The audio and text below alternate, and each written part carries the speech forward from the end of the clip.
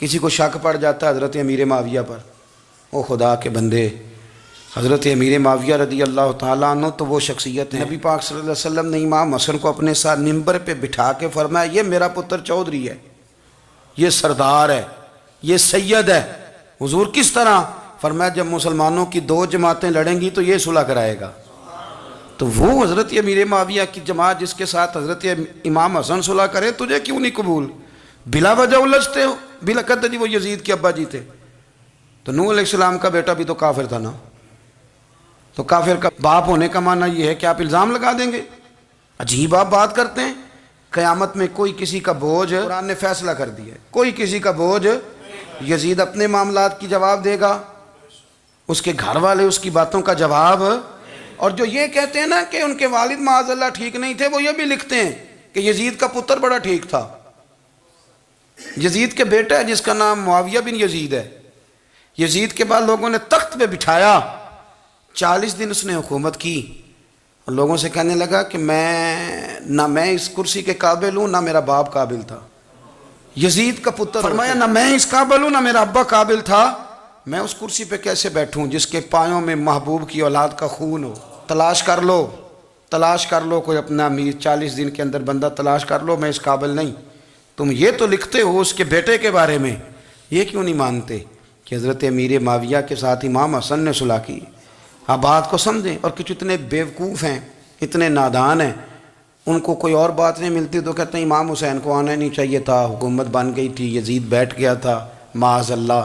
पता है हज़रत अब्दुल्ला बिन ज़ुबैर क्या फरमाते थे? फरमाते थे हम तो यजीद के ख़िलाफ़ उस वक़्त निकले कि हमें यकीन हो, ये उस बंदे की बात बता रहा हूँ जिसे गुट्टी मेरे नबी पाक ने लवाबे दहन से अता फरमाई। लवाबे दहन से गुट्टी दी रसूल करीम। हज़रत अबू बकर सिद्दीक के से हज़रत ज़ुबैर बिन अवाम जो हुजूर की पुप्पी के बेटे हैं, उनके बेटे हज़रत अब्दुल्ला बिन ज़ुबैर कहते हैं हम तो यजीद के ख़िलाफ़ उस वक़्त निकले कि हमें डर था, अगर अब भी ना निकले तो आसमान से पत्थर बरसेंगे, कहीं हमें सज़ा ना मिले। इतना बड़ा मुजरिम और तुम कहते हो इमाम हुसैन को निकलना नहीं चाहिए। तो खराबी होती है मेरे अजीज़, खराबी होती। आपको पता है मैं इन मसाइल पर कम बात करता हूँ, लेकिन ज़रूरी बड़ा समझता हूँ। मैं समझता हूँ ये ज़रूरी चीज़ें। मेहरबानी फरमाएं, किसी जगह भी किसी एक के बारे में भी अपने अकीदे में कभी कोई कमज़ोरी पैदा, कभी ना कोई कमज़ोरी पैदा। इतनी सी भी बात किसी की सुनना, किसी की करना, डिस्कस, हमारा मनसब ही नहीं। और कुछ और बेवकूफ़ हैं। मैं यूनिवर्सिटी में था चंद दिन पहले, तो लेक्चर के बाद एक दोस्त मुझे कहने लगे कि मौलवी एक दूसरे के पीछे नमाज नहीं पढ़ते। मैंने उसको कुछ प्यार की दलीलें भी दी, मोहब्बत की। इसको कहते हैं इल्ज़ामी जवाब हमारे उसूल तफसीर में। मैंने उसे कहा कि एक डॉक्टर से दवाई ले लें, दूसरे के पास जाएं तो कहता है उसे तो पता ही को नहीं, तुम गलत आदमी के पास चले गए। तो इससे आपको टेंशन नहीं होती? ये रोज़ सियासतदान धमा चौकड़ी मचा रहे होते हैं कि फ़लाना चोर है, फ़लाना चोर है, तो इससे नहीं टेंशन, मौलवियों की टेंशन है तुम्हें। कहने लगा जी नहीं, क्यों नहीं नमाज़ पढ़ते? मैंने उसे कहा यार, और वो मुझे कहने लगा जी आप बड़ी मुस्बत बात करते हैं तो इसलिए मैंने आपसे सवाल किया है। मैंने कहा यार बड़ी सादी सी बात है, अगर तेरी समझ में आ गई तो ठीक है, न भी आई तो मनवाना तो मेरे ज़िम्मे है भी नहीं, बताना मेरे ज़िम्मे है। तू ये बता, मैंने कहा तेरे अब्बा जी को, तेरी अम्मा को बंदा काफिर कह गुजरे, कोई मौलवी बहुत बड़ा शेखुल हदीस हो, उसूल तफसीर पे, फ़िक़्ह पे, हदीस पे दस्तरस रखता हो और मुस्तहज़र इल्म उस बंदे का, तेरे अब्बे और अम्मा को काफिर कहे तो नमाज़ पढ़ता है? कहने लगा नहीं। तो मैंने कहा जो मेरे नबी पाक के माँ बाप को मुशरिक माने। और मैंने कहा अगर तुमने दलील चाहिए होगी तो बंदे मैं तुम्हें दूंगा और बाई नेम दूंगा और मैं उनकी तहरीरें तुम्हें दूंगा जो मर गए ये लिखते हुए कि चूंकि वो पहले चले गए थे, उन्होंने कलमा नहीं पढ़ा, लिहाजा माज़अल्लाह सुबह माज़अल्लाह दोज़ख में जाएंगे। तेरा हौसला पढ़ता है तो पढ़ नमाज, मेरा तो नहीं पढ़ता, मैं कैसे पढ़ूं? और इस कदर कमज़ोर नजरिए का आदमी के अपने कलम से लिखता है, अपने कलम से अपनी किताब में लिखता है कि जिस मछली के पेट में हजरत यूनुस ने कुछ दिन गुजारे वो मछली जन्नत में जाएगी। दे शर्म नहीं आती? जिस मछली के पेट में यूनुस चंद दिन रहे वो जन्नत में जाएगी, और जिस माँ के पेट में मदीने वाले रसूल 9 महीने रहे, हया नहीं आती तुझे बात करते? फिर भी समझ ना आए तो हमसे आके अकीदा सुन। हो दुरूद तुझ पे भी आमिना, हो दुरूद तुझ पे भी तेरे लाल पर भी सलाम हो, तेरी गोद कितनी अजीम है, तेरी गोद कितनी। यार आप मुझे दलील देना, मैं आप हमारी साड़ी ते बाटी कौन नहीं ते सांझी किदे नाल होनी है, हमारा किसी से जाती रट्टा ही कोई नहीं। आप बात को समझे, लेकिन तुझे कोई और चीज लिखने को मिली कोई नहीं, तूने कलम उठाया और तू तकलीफ देता है नबी पाक को। तू वसीयत वालिदैन को माज़अल्ला ये लफ्ज कह के गुजर जाता है। और उनके नाम देखो, आमिना, नाम क्या है? आमिना। आमिना नाम काफिरों जैसा है। और वालिद का नाम क्या है? सुभान अल्लाह। अब्दुल्ला का माना एक काफिरों जैसा नाम है। मत मारी है। और किताबें लिखी जा रही हैं और सीरत लिखी जा रही है और दलीलें दी जा रही, लोगों को ख्याल ही नहीं आता। अजीब फ़लसफ़ा है। 4 अक़वाल हमारे बुज़ुर्गों ने लिखे हैं नबी पाक के वालिदैन के बारे में। सबसे पहले इमाम सयूती फरमाते हैं रसूल करीम अलैहिस्सलाम ने फरमाया कि पूरी दुनिया में जब कुफ्र रहता है तब भी 10 लोग अल्लाह की तौहीद पर हमेशा कायम रहते हैं। ये नहीं हो सकता कि सारी दुनिया कुफ्र से भर जाए। फरमाते हैं मेरे महबूब के वालिदैन भी उन 10 लोगों में शामिल हैं, हुजूर के वालिदैन भी उन। और दूसरा कौल आप फरमाते हैं नबी पाक के वालिदैन ज़माना फ़तरत पे थे। ज़माना फ़तरत वो ज़माना होता है जिसके अंदर नबी नहीं होता, तो लोग जिस दीन को बेहतर समझते हैं, अल्लाह की तौहीद के साथ उस पर अमल करते हैं, तो उन पर कोई मुआख़ज़ा।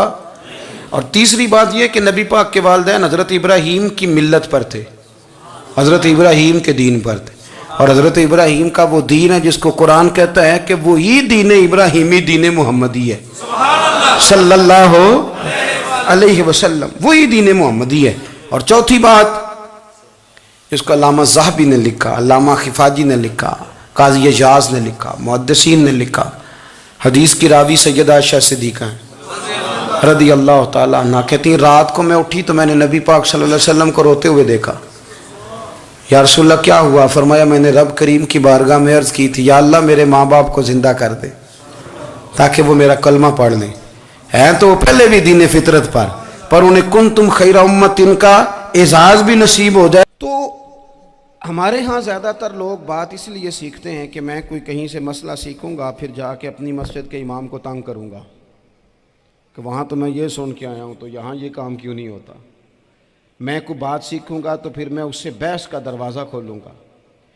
इल्म का मतलब ही अपने आप को संवारना है। मालूमात हासिल करने का मतलब ये कि आपके अमल में पुख्तगी आए, आपके किरदार में पुख्तगी आए, आपने जो सीखा है आप उसके मुताबिक अपने आप को ढालें।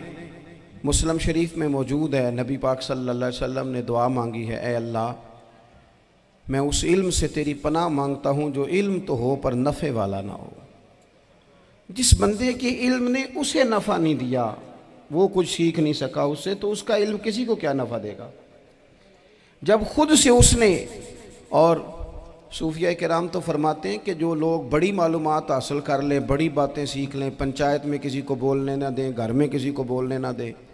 बहुत सारे लोग तो उलमा को भी मशवरा देते हैं, बड़ी बातें करे, लेकिन अमल के लिहाज से बंदा ज़ीरो हो तो अहले दिल फरमाते हैं उसकी सोबत से बचो।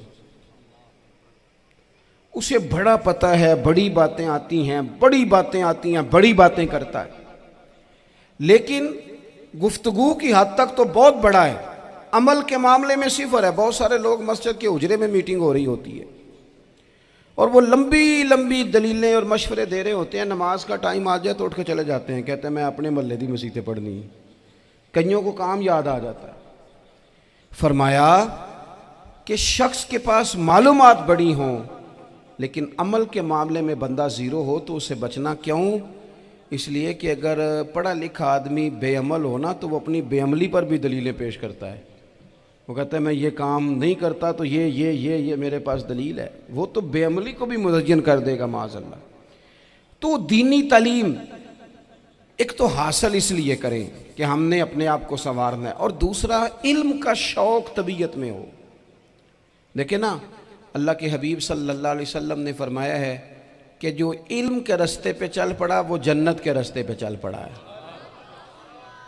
जुमों में, महफिलों में कानों के जायके के लिए ना आए, इसलिए आए कि मेरे इल्म में, मेरे अमल में ये कोई इजाफे की बात बनेगी। मैं कोई नसीहत हासिल करूँगा तो मेरे दिल का जंग उतरेगा, हमारे यहाँ लोग मज़े के लिए आते हैं और आजकल लोग फ़ोटो के लिए आते हैं।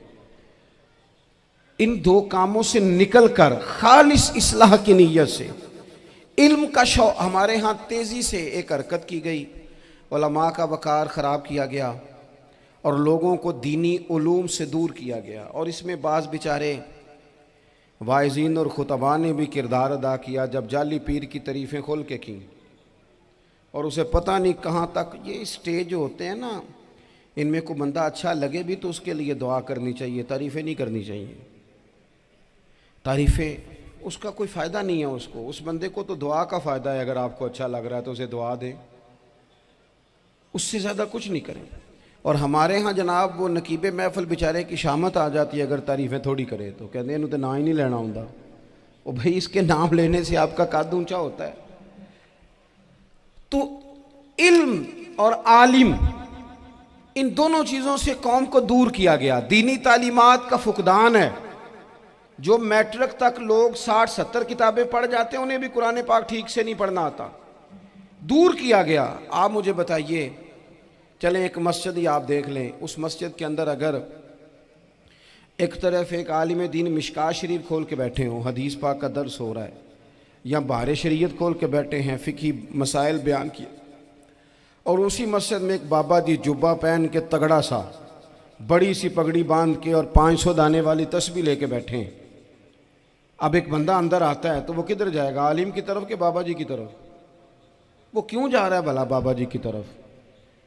वो इसलिए कि हमने उसे ये बताया ही नहीं कि जिस तरह सुभान अल्लाह सुभान अल्लाह सुभान अल्लाह पढ़ना इबादत है ना, इसी तरह दाराबा पढ़ना भी इबादत है।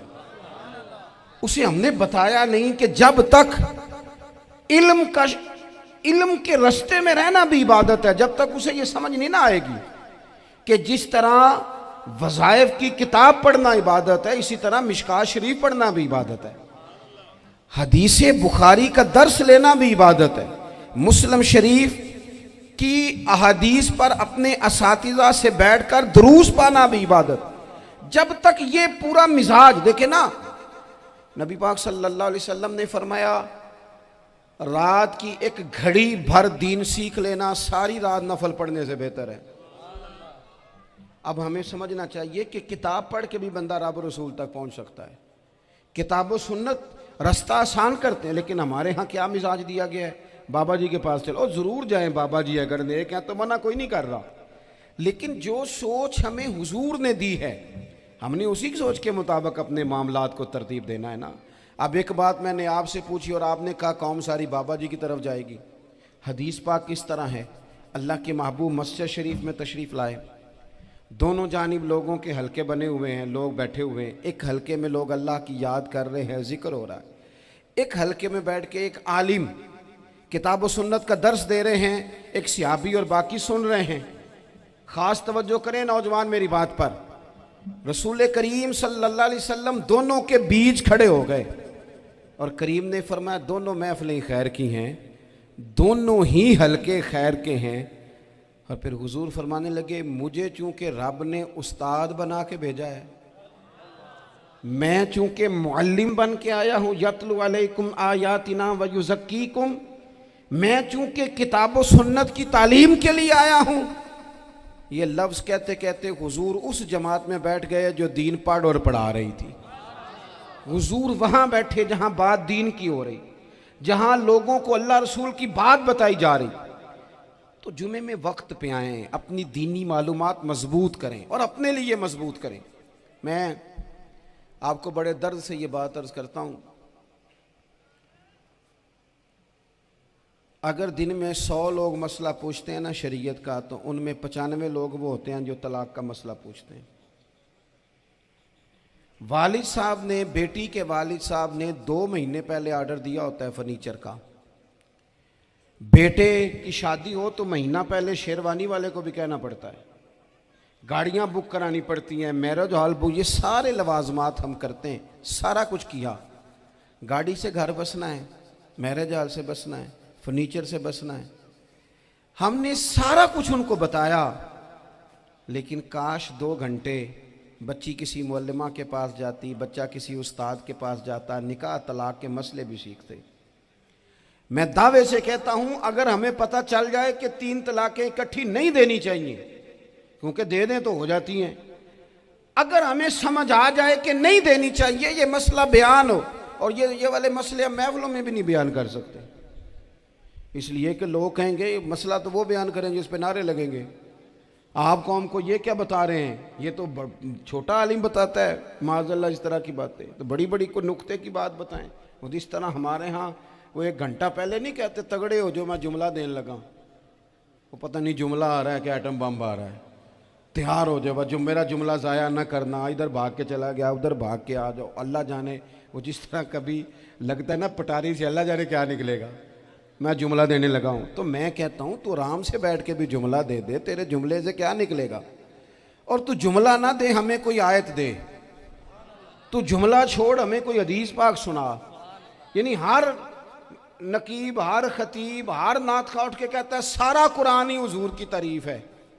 और भाई अगर सारा कुरान हुजूर की तारीफ है तो चंद आयतें पढ़ दे फिर, तू भी, तूने पढ़ी तो एक भी नहीं और तू कहता जा रहा है सारा कुरान ही हुजूर की तारीफ है। ये वाली तारीफ भी तो सुनाना कौम को, जो ये बच्चे इनके उस्ताद इन्हें सिखा रहे हैं और ये सीख रहे हैं, इस तरफ भी तो सफ़र करें। तो मेरे अजीज, अगर लोगों को मसाइल का पता चले तो सैकड़ों घर बच जाएं तबाह होने से, बड़े बड़े घर बच जाएं, लेकिन मसाइल नहीं आते। मेरे पास मसला पूछने के लिए कुछ लोग आ गए, तो 4-5 साल का बच्चा भी था जिसके वालिद ने गुस्से में अपनी बीवी को 3 तलाकें दी थी। तो छोटा सा बच्चा, कपड़े भी फटे पुराने, और हालत बता रही थी कि गरीबी है। तो जब मैंने मसला बताया कि 3 तलाकें हो गई हैं तो वापस जाने लगे, तो बच्चा मुझसे कहता है, देहाती आदमी तो कहने लगा, मौलवी साहब मेरी अम्मा ते नानी कहनी असन पूछ के आई आप कि हुण असीं लहदा लहदा ही रहना है। तो उस बच्चे की नौनिहाल की वो कैफियत देखी तो मैं रो पड़ा। मैंने कहा यार ये बच्चा बेचारा माँ बाप के होते हुए ये यतीमों जैसी ज़िंदगी गुजारेगा क्योंकि बाप ने तलाक दे दी। किस तरह मसाइल नहीं बताए लोगों को, तालीम से आगाही नहीं किया। और इसमें बहुत बड़ा जुल्म है उन लोगों का भी जो जनाजे पे खड़े होके तो कह देते हैं, मेरी तरह के लोग अच्छे उलमा की बात नहीं करता, वो कह देते हैं देखो जी लोगों को जनाजा नहीं आता। भैया आपने किस दिन इशा के बाद क्लास लगाई थी जनाजा सिखाने की? ये तो आपने कह दिया लोगों को कुरान जी ठीक नहीं आता। तो यहाँ तो बेचारी बीबियाँ जिनको सही पढ़ना नहीं आता वो मिशन बना लेती हैं कि मैंने इतने 100 को कुरान पाक पढ़ाना है, बेवा हो गई हूँ, तलाक याफ्ता हो गई हूँ, सारी ज़िंदगी कुरान पढ़ाऊँगी। हम क्यों ये मिशन नहीं बनाते, क्यों इस तरफ सफ़र नहीं करते? एक तो दीनी मालूमात में, दीनी उलूम में अपने आप को लगाएं और ज़ौक़ पैदा करें कि जो चीज़ें मुझे नहीं आती मैंने वो सीखनी है, जो मामलात मुझे नहीं आते मैंने उनकी तरफ सफ़र करना है। एक तो अपना ये मिजाज बनाएं। और जब आप दीनी उलूम सीखते हैं तो पता है कौन सा मंज़र कायम होता है? मंज़र वो बनता है कि हज़रत अबू हुरैरा भी दीन सीखा करते थे, हज़रत अब्दुल्ला इब्न उमर भी असहाबे सुफ़ा में रहा करते थे, हज़रत अनस बिन मालिक भी रहा करते थे। और ऐसा मंज़र बनता है कि हज़रत सैयदा खतीजतुल कुबरा रज़ी अल्लाह तआला अन्हा फरमाती हैं, सैयदा फ़ातिमा हुज़ूर की गोद में बैठी होती थी और नबी पाक से बातें पूछती थी और हुज़ूर उन्हें बता रहे होते थे। सैयदा आयशा हुज़ूर से दीन की बातें पूछती। चौथा हिस्सा हमारी फ़िक़्ह के उसूल हज़रत फ़ातिमा की, हज़रत आयशा सिद्दीक़ा की मरवियात पर मबनी है। अगर हमारी बच्चियां छोड़ दें डाइजेस्ट पढ़ना, छोड़ दें इधर उधर की मूवी देखना और वो किताबों सुन्नत पर आ जाएं, तो बहुत सारे मसाइल ऐसे हैं जो उलझने से पहले ही सुलझे हुए हों। दीनी तालीम का मिजाज और ज़ौक़। और दूसरी आयत करीमा मैंने तिलावत की, अल्लाह करीम ने कुरान मजीद में फरमाया, या अय्युहल्लज़ीना आमनू कू अनफुसकुम व अहलीकुम नारा, ऐ ईमान वालों खुद भी दोज़ख की आग से बचो और अपने घर वालों को भी बचाओ। ओ वालिद, वो माँ जो बच्चों को भूख से बचाने के लिए मेहनत करती है, उनको मायूसी से बहुत सारे माँ बाप ऐसे होते हैं जिनके पास कपड़े लेने के पैसे नहीं होते ईद पे। क्यों अजीज़ भाई, जिस तरह हम अपने बच्चों को देखें, बहुत सारे माँ बाप के पास गुंजाइश नहीं होती, लेकिन इस नीयत से कि बच्चों के दिल टूट जाएंगे, ईद पे कैसे गुजारा करेंगे, मुश्किल से भी कपड़े ख़रीद के देते। इस तरह हम अपने बच्चों को भूख से, प्यास से, मायूसी से बचाते हैं। इस तरह हमारे रब ने हमारे ज़िम्मे लगाया है कि तुम अपने बच्चों को कोशिश करो दोज़ख की आग से बचाने की। हज़रत उमर फ़ारूक रदी अल्लाह ताला अन्हु ने अर्ज़ किया था, या रसूल अल्लाह सल्लल्लाहु ताला अलैहि वसल्लम, इस आया करीमा का माना क्या है? तो महबूब करीम अलैहिस्सलाम ने फरमाया, उमर, जिन चीज़ों का अल्लाह तुम्हें हुक्म देता है तुम अपने घर वालों को उन चीज़ों का हुक्म दो, जिन चीज़ों से रब रसूल तुम्हें मना करते हैं अपने घर वालों को उनसे रोको, अपने घर के अंदर निफाज दीन करने की कोशिश करो। मेरे भाई, बहुत ज़्यादा आजमाइश है हमारे घरों में, बेचैनियाँ हैं, इस्तराब है, बच्चों में सख्ती है, बहन भाई एक दूसरे के साथ लड़ते हैं, मिजाजों में तलखी आ गई। क्यों भला? इसलिए कि माँ बाप को जो बेहतरीन किरदार और जो हसीन तरीका घर में अपनाना चाहिए था, बच्चे तकरीर बाहर से सुनते हैं लेकिन वो फॉलो अपने माँ बाप को करते हैं। अगर माँ बाप में हौसला हो, सब्र हो, इत्मीनान हो, खुददारी हो, थोड़े पर गुजारा करने का मिजाज हो। देखे ना, आज डिप्रेशन है, टेंशन है, पैनिक्स अटैक्स हैं, बड़ी सारी चीज़ें आ गई हैं। क्यों भला? सब्र नहीं, तहम्मुल नहीं, बुर्दबारी नहीं। आजमाए। एक दिन एक बच्चा मेरे पास आ गया मदरसे का और आके वो रोने लगा। मेरे घर वाले कहने लगे खाना छोड़ दें, पहले इसकी बात सुन ले। मैंने कहा पुत्र क्या हुआ, किसी ने मारा है किसी उस्ताद ने? कहने लगे नहीं हजरत, घर फ़ोन किया था तो मेरी अम्मा और अब्बा की लड़ाई हो रही है। बच्चा कांप रहा है, टांगे कांप रही हैं। मैंने कहा क्या हो क्या गया तुम्हें पुत्र, लड़ाई हो रही है तो घरों में हो ही जाती है। कहने लगे नहीं, आपको पता नहीं, वो बड़ा सख्त लड़ते हैं। मेरे वालिद जब मेरी वालदा को मारने के लिए आगे बढ़ते हैं तो हम सारे चारपाइयों के नीचे छुप जाते हैं, हमें खौफ आता है, वो मंजर खतरनाक होता है। ये कौन तकलीफ दे रहा है अपने बच्चों को? यहाँ बैठे हमारे यहाँ मीलों दूर रहते थे उसके घर वाले, तो वो तकलीफ में था, तो घर में क्या कैफियत होगी? अगर हौसला हो, सब्र हो, कनात हो, अल्लाह के दिए हुए थोड़े रिस्क पर हमें राजी रहना आता हो, हमारे घरों में सुकून आए, इत्मीनान आए, हम जो ज़िंदगी बड़ी खुशी खुशी गुजार सकते हैं। हमारे मिजाजों का लालच, हमारी तबीयतों की बेराह रवी, हमारी झूठी अना का बुत, उन सारी चीज़ों को ख़त्म कर देता है। अपनी ज़िंदगी के अंदर अगर हम वो किरदार अपने बच्चों को दें, जिस किरदार में मोबाइल भी हो, जिसमें गाड़ी भी हो, जिसमें पैसे भी ला के अब्बा दराज में रखता हो, लेकिन वालिद का घर में मुसल्ला भी मौजूद हो, उसकी कोई तस्बीह भी हो, वो ये भी कहता हो कि खुदा ने अपने फजल से आज 5,000 दिया है तो इसमें 1,000 गरीबों का भी है, इसमें थोड़ा सा मैंने अल्लाह की रिजा के लिए भी रखा है। अगर कोई मुश्किल आ जाए तो वो बाप और माँ को सब्र करता हुआ देखते हो। अगर एक बाप कर बात करे तो दूसरा बर्दाश्त करता हो। खुदारा अपनी औलादों को इस अजियत का शिकार न करो। अपने घरों के अंदर वो खुददारी, वो प्यार, वो वक़ार, वो मोहब्बत, वो अंदाज। आप थके हुए हैं, कोई शक नहीं, आप बहुत सारे मसाइल का बाहर शिकार होंगे, कोई शक नहीं, लेकिन आप बाहर से थक के आए हैं। और अगर आप बाहर अपनी फैक्ट्री के मालिक हैं और दफ्तर के बड़े हैं तो घर में भी तो आप बड़े हैं ना। आपकी माँ भी तो इंतज़ार कर रही है, उसने भी तो दुखड़ा सुनाना है ना आपको। आप ये देखिए कि आपके बच्चे भी तो इंतज़ार कर रहे हैं, वो चाहते हैं कि अब्बा आके बैठे तो हम उनके सीने पे चढ़ के थोड़ा खेलें। आपकी अहलिया मुंतज़िर हैं। कुछ बातें बीवी किसी और से नहीं कह सकती, सिर्फ अपने शौहर से कहती है, लेकिन वो तो आते ही जलाल में आ गए साहब। वो कहने लगे तू बड़ी नालायक है, मैं थका मांदा आया हूं और तूने मुझे कहानी सुना दी है। वो उस खातून से शिद्दत के साथ पेश आने लगे। मेरे रसूल पाक की हयात नूर को देखो, हज़रत उम्मे ऐमन हुज़ूर की रज़ाई वालदा हैं, उनकी भी खिदमत हो रही है। हज़रत हलीमा सादी आ रही हैं तो खिदमत हो रही है।